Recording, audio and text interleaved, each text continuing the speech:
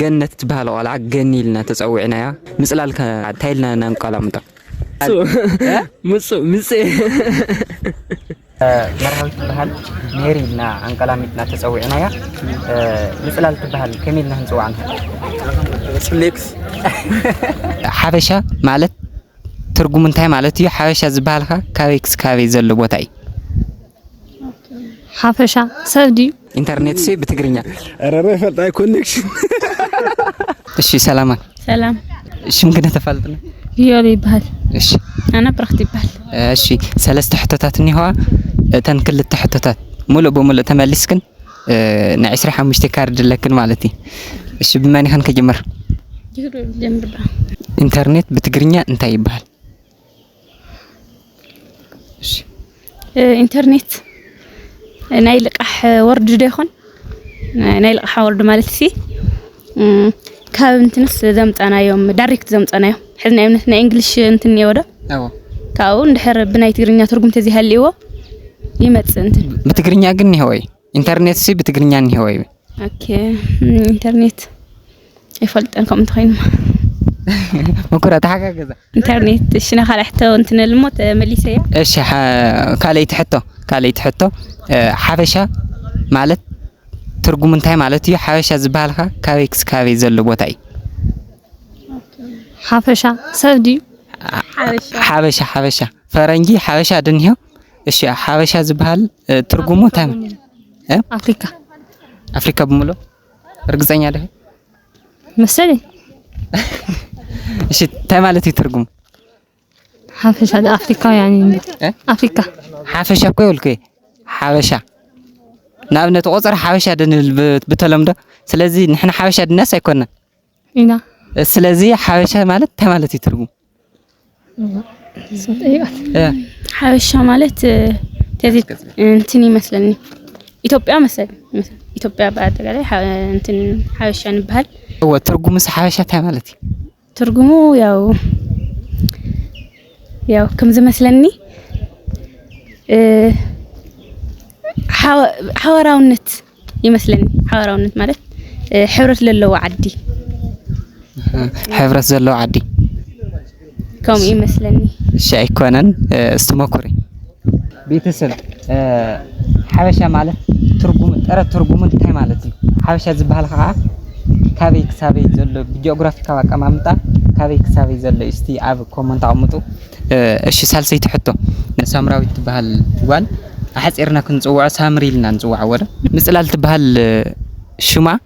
እንታይልና ክንጽዋዕ ንኸል ሞክሪ ምጽሌ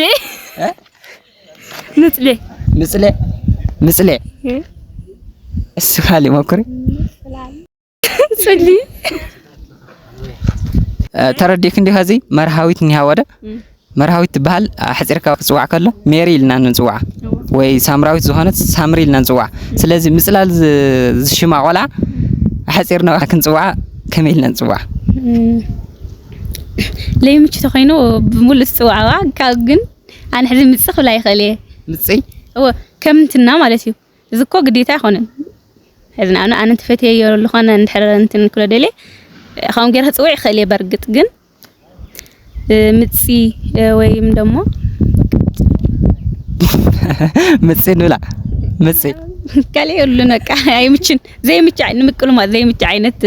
ሽሚ እስቲ ከመኩሪ ምጽሌ ለይሆን ጽሌ ገለ ጽሌ አይምችን በቃ አይምችን ሽም ከመ መጀመሪያ ሽመይ ተخላይ ይባል እሺ ተخላይ ለመጀመሪያ ሕቶ ኢንተርኔት በትግርኛ እንታይ ይባላል ኢንተርኔት በትግርኛ ዳይና ነው ኔትወርክ ማን እንግሊዘኛ ሞ ኢንተርኔት ተخنو ለና ኢንተርኔት ባለ ሆንዳ ኢንተርኔት እንግሊዘኛ በትግርኛ ግን እንታይ ልና እንጽዋዕ እዚያ እንደላቀ አረ ሞክር خبريا بخمايل انا نفلت انترنت انا نفلت امبر እሺ እሺ ገነት ትባሃል ቆልዓ ገኒልና ተጸውዕናያ ምጽላል ከመይ ወይ ከዓ ታይልና ናንቃላምጣ ምጽላል ምጽ ሞክር ምጽ لا برمن مهلا مጽ نلا ومالسي ምጽላል ላ መሆን ከመልና ነንቀለም ዳ ወይ ምጽላል በከም ዘለታ እንደፋት ኮይና ነበር ምጽላል ማ ቀጣይ ሞ ዲያራ ምጽናላ ምጽ እሺ አይራው ካየን እሺ ናመጨረሻ حتى حبشة ማለት ተማለትዩ ካበይስ ካበይ ኸይ طيب صورة هزودي هذا حبشة ማለት ተማለትዩ ትርጉሙ حبشة ዝበሃል ዓዲ ኸዓ ካበይ ክሳበይ ዘሎ እዩ በጂኦግራፊካ አቀማምጦሲ ካበይስ ካበይ ዘሎ حبشة ማለት ጸለምት ህዝቢና ጸሊም ህዝቢ አፍሪካውያን ይመስላል እሺ በቃ አፍሪካውያን ናይ አፍሪካ ሀገራት ዘለዋ ተንገለመለ በሙሉ አፍሪካ ማለት حبشة ባህል ጸለምቲ እሺ ካበይ ክሳበይ ዘልከ አፍሪካ ሙሉ አይኮነን ሙሉ አይኮነን አዎ ما فلا لي حسكون ማለት ነው እሺ ትርጉሙ ከታ ማለት ሐበሻ ከዚ ሐበሻ ክንባል ፈረንጅና ሐበሻን ባህል ነው ወደ ስለዚህ ንሕና ሐበሻ ነው ስለዚህ ታይ ማለት ትርጉም በቃ ጽልም ዘለ ህዝብ ጽልምት ህዝብ ይዝላና انا هم يزل ሽምካ ሽማይ ተኽለይኒ እሺ ተኽለወይኒ ሰለስተ ሕተታት ኣለዋ እተን ክልተ ሙሉ በሙሉ ተመሊስካየን ካርድ ለካ ሽልማትና 15 እሺ ኢንተርኔት በትግርኛ እንታይ ይባሃል ኢንተርኔት በትግርኛ አዎ ቦረ መኩራይ ዛ ኢንተርኔት ሲ በትግርኛ እንታይ ለንጽዋ خالص غيرلش قال غير لما يا حشيخ ملس እሺ ናምነት ገነት ትበሃል ገኒልና እንቀላሚጥና ተጸውዕናያ መርሃዊት ትበሃል ውን ሜሪልና እንቀላሚጥና ተጸውዕናያ ምጽላል ትበሃል ከመይልና እንጽዋ መጽ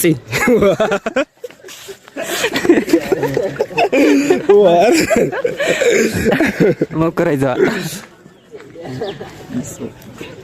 ቧ ረኸም አዎ ምጽላል ትበሃል ሲኸዚ እንቀላሚጥና ክንጽዋ ተለሊናሲ ከመይልና እንጽዋ ቧ አረ መጽ ቀንደይ ሳልሰይ ትሕቶ ሐበሻ ማለት ትርጉም እንታይ ማለት እዩ ካበይ ክሳበይ ዘሎ ኢኻ ሐበሻ ዝበሃል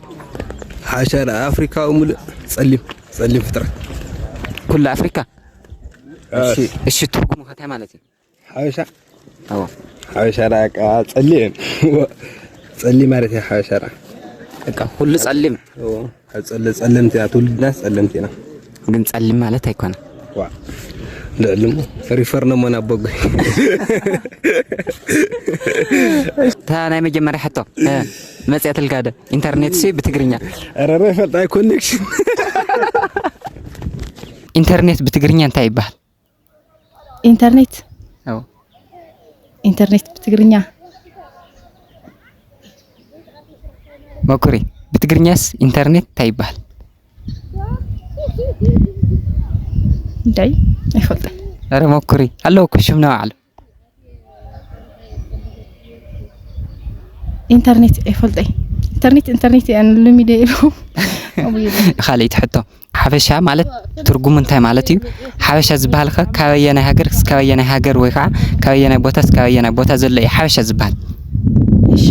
አና هم መስለና ሐበሻ ማለት ዞም ወጣተኛታት ሲ ለአፍሪካውያን ለጸውዕሉ መጸውዒ ይመስለኒ ሐበሻ ከዓ አፍሪካ በሙሉ ይመስለኒ አሁን ለሐስብ እሺ ይመስለኒ አፍሪካ በሙሉ ማለት እዩ እሺ ሐበሻ ታይ ማለት እዩ ትርጉም ሐበሻ ደማ ጸሊም ከለር ለሎ እሺ ጸሊም ከለር ታይልናዮ አዛው ኤስያ ያለው አሜሪካውን ጸለምትለው ስሙ ከታክኑ ለምንሃል እንዳይ ማለት ሲይ ጸለምት አሜሪካውያን ነው አሜሪካ ዜግነት ዘለዎም ጸለምትን ነው ስሙ ሐበሻ ማለት ዲ ስማ ሆነያ ግንስ አፍሪካ ሆይኖምስ አፍሪካውያን በሙሉስ ሐበሻ እንዳይ ደስታን ይኸወደ ሓፂርና ህንጽውዕ ተደሊና ደሱ ጋለ ኢልና ክንጽውዕ ንኸሊና ማለት ምጽላል ትበሃል ጓልሲ ሓፂርና ወታይልና ህንጽውዕ ንኸል ምጽላል ማ ቃቃታይ ምጽላል ሙሽ ምጽላልስ ክንሕጽሮ ተለና ዲ አዎ እንዳይ ነቆለም ጠሰለናስ ምጽላለይ ተኾይኑ ቤት አይና መንውሎ خاليخ ምጽሊ مكري ምጽላል مصي نلا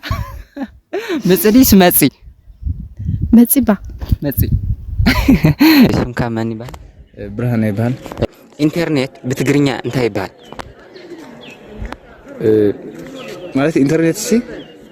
ብና ወፃ ዓዲ ስለተሰርሐስ ብዙሕ ስም ዝተዋሃበ ይኾን በትግርኛ ከማነ ዝመስለኒ ግን እንጥቀመለው እዚ ከም መራኻዊ ሓፋሽ ኢልና ንፅውዖ መራኻዊ ሓፋሽማ ብዙሓት ነው ብዙሓት ዝገልጽ እና በትግርኛ ሽም አለው ወይ መፀውዒ? ኦኬ ኢንተርኔት زي استنحلفا كفتن كنت خمكر እሺ አብነት ገነት በሃል ገኒልና አንቀላሚጥና ተጻውዕና ያ መርሃዊት በሃል ወን ሜሪልና እንደ ተጻውዕና ያ ምስላል ትበሃል ከመል ንጽዋዕ ወይ ሓታልና ንጽዋዕ ንኸል ምስላል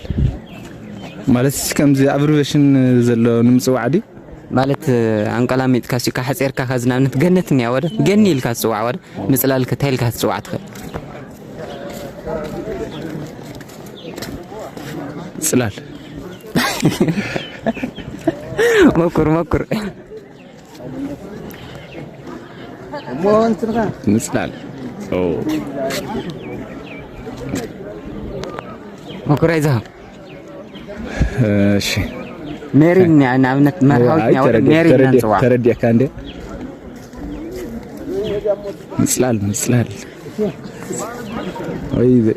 كاوز زلل قنا صرفي زخيت اوكي صرفي المسل مبي كاوز صلال حلفس قال يا علامات يمسلني شي يرحق كيان هل يوضع له هو لا ايش سالسي تحت حبشه ማለት ትርጉም እንታይ ማለት እዩ ካበይ ዘለኸ حبشه ዝባል ኦኬ حبشه ብዙሕ ትርጉም አለው الناس كم تاريخ هنا لو يوا سؤال كات ترجمه هذا حسب ربنا حاشك نلكلنا استعملت ترجمه لك كابزومنا افريكاوين كافتم ملو صلمت بيت زبالنا كفرنج توساسيو ككلتيو لتدعقل زرع حاشنا نصوا ስለዚህ حسرካ كصواع ካለታይ ማለቴ حاشنا فرنجنا نا صلمت زر دلو حقي እናቶም وسام مالتي نحتم برودكت እሺ استحواس ወይ ከዓ استحናፈፀን ማለት እዩ እሺ ረኺብካ ያለ ሐሳብ ግን ካበይ ዘለ ግን ሓሻ ዝባል ኦኬ አይ እዚ ከም ታሪኽ ተወይን እንደ ሃማውያንና ሰማውያን ዝባሃሉ ነገራት አለው ማለት ቢጂኦግራፊ ቦታ ከዝናብነት ቢጂኦግራፊ አቀማምጣ ካብዚ ቦታ ክሳብዚ ወይ ካብዚ ሃገር ዚያ ክሳብዚ ሃገር እንገልጽ ተደሊናስ ካበይ ክሳበይ ናንደት ከንቀርና አፍሪካ እንድሕር ኮይኑ ኢትዮጵያና ኤርትራ አለው ልጽዋዕቡ አይምና ካልኦት ሃገራት እኳ ከምዝና ዝሕዘ ግዜ እንድሕር መጽ ያው ኩሉ ዓዲ ስለተዋሳሰው ብዙሕ ሓበሻ ክህሊ ይኽእል ኢለ ይግምት ነገር ግን ከምዝና ቀርና አፍሪካ ተኾይኑ ግን ኢትዮጵያና ኤርትራ ጥራሕ ሓበሻ ይልጽዋዕ መስለን ሽምካ ማን ይባል ጣዕመ ጣዕመ ሰለስተ ሕተታት ኣለዋኒ እተን ክልተ ሙሉእ ብሙሉእ ተመሊስካ ን25 ካርድ ኣለወን ኢንተርኔት ብትግርኛ እንታይ ይባል ኢንተርኔት ብትግርኛ አዎ ኢንተርኔት ብትግርኛ ኔትወርክ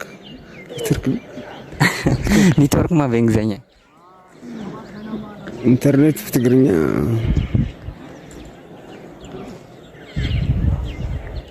ሙክራይዛሃ አሎ በትግርኛ መጻወዑ ካሎ ኢንተርኔት አው ክንድማል በትግርኛ እንጥቀመሉ መጻወዕ አሎ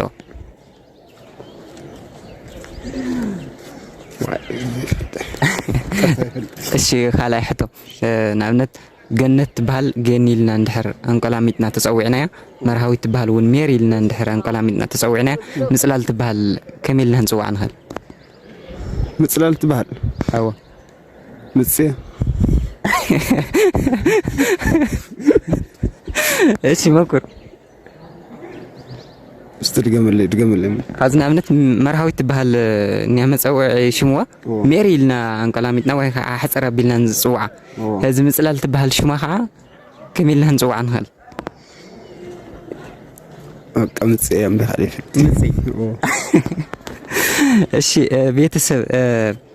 مرهوي تبهال ميري لنا نحر تسوينا مثل لك انتي لنا كلامتنا كنزوع عنها الاستيعاب كومنت عمطو سالساي حتى حبشة ترجم انتهى مالتي حبشة زبالها كافي كساوي بوتاي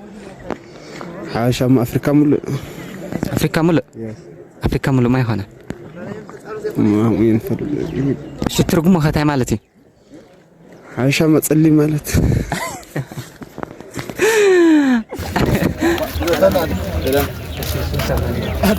عفتم الشيء حتتات مع ثلاثة حتتات كان كلك ملء بملء تملس كان لا صراحة مستكار دلوان حرش مكر انترنت تقريني عن تايبه انترنت محاورة ميديا مثل محاورة ميديا ما تعالى لما تسوي وين انترنت محاورة ميديا انتم تلفزيون انتم راديو ولا إن انترنت سي لا على بتقريني عن سواتها لأن انترنت ميديا نيتورك اليوم نيتورك إنجليزي أيوة ندي بكرة زين انترنت حلفنا كا ايش قالوا تحطوا مرهوي تبهال ميري لنا عن كلامتنا تسوينا يا مثل تبهال كميل نهنسوا عنها مثل أو هاي كلامتي زوا كلامتي سليك سلبوا بكر مثل مثل ايش بتكون مثل سليكس ايش راح اقول ايش تا سالفه تحطوا حبشة ማለት ትርጉሙ እንታይ ማለት እዩ ጥረ ትርጉሙ እና حبشة ዝበሃል ዓዲ ካቤዝ ዘሎ እዩ ጂኦግራፊ አቀማምጣ ማለት ነው حبشة ትርጉሙ መጀመሪያ አይደል አዎ حبشة ማቃ ትግርኛ ተናጋሪ ጥራ ሙስሊም ተጋሪ ኢትዮጵያ ኤርትራና ተጋሩ እሺ ሊስት ነው ማለት حبشة ሙስሊም ነቃ እሺ ትግርኛና ማለት ኢትዮጵያ ጥራ አይኮንም حبشة ዝበሃል ነው ድርት ቦታ ማለት ነው ታውጂ ቦታ ይላል እናሲ ካይ ቦታ ታዊ ወይ አካባቢ ሀገር ሳይሆን ሀገር حبشة ተባለ ከጫፍ ኢትዮጵያ እስከ ጫፍ ኤርትራ ነው ሞክር በቃ ወጣ ትርጉሙ ከተማ ነው حبشة